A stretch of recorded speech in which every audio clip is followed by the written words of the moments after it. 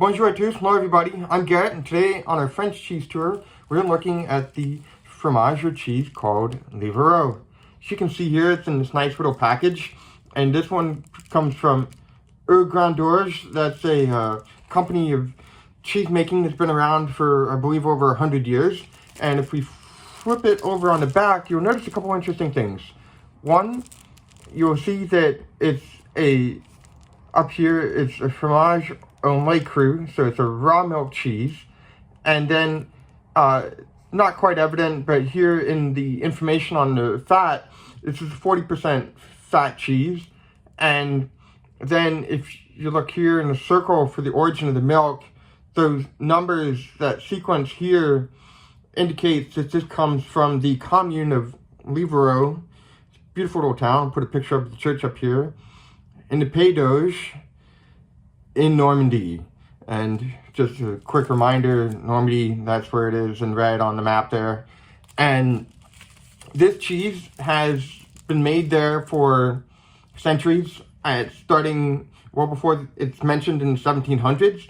And it is a raw cow milk cheese.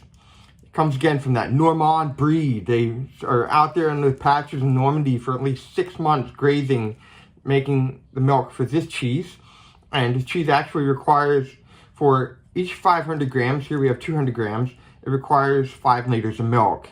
And that milk is curdled, it's then pressed into a mold, which is then washed regularly for 6 to 8 weeks. And that wash sometimes includes annetto, which gives this sort of orange-brown color.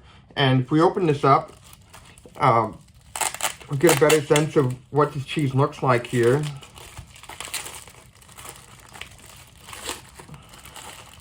Oh yeah, this is an interesting one. Oh wow. Package off. There's the cheese. As you can see, you got a sort of an orangish brown color.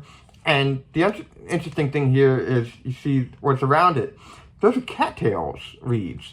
And basically, it's noted in 1877, this cheese was the most sold in Normandy. Beyond Camembert, beyond Neuchâtel, beyond Pont-Évêque, this cheese was the cheese that was most sold. And what happened was that it started off at 15% fat and slowly worked its way up to 40%, probably to compete with Camembert. And before that time, before they augmented the fat content, they would wrap the cheese with cattails in order to help it keep its shape. So that's how you get this Livarot that looks the way that it does. And now, without further ado, because I've got my baguette here, I'm going to cut into this cheese, turn the board around here. Oh boy, this can be complicated with the cattail reeds. Just let me do this.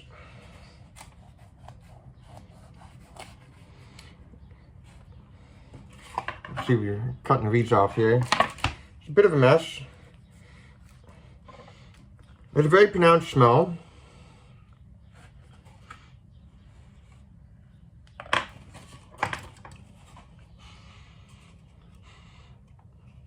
It's hard to say exactly what it smells like. And it's kind of a funky smell. And what you can see here, you've got the cheese.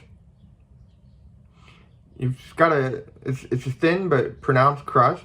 You can see the crust there. And this reminds me a lot of Camembert, just looking at it, but with that pronounced crust. So let's give it a try.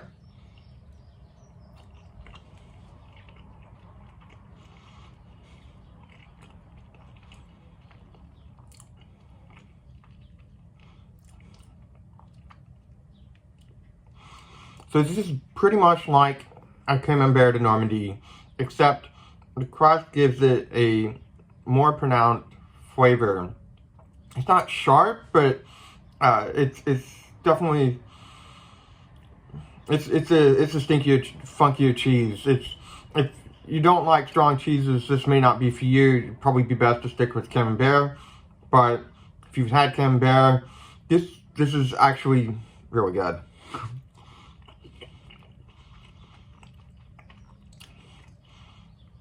And it's just got this really buttery interior. It's almost exactly like Camembert.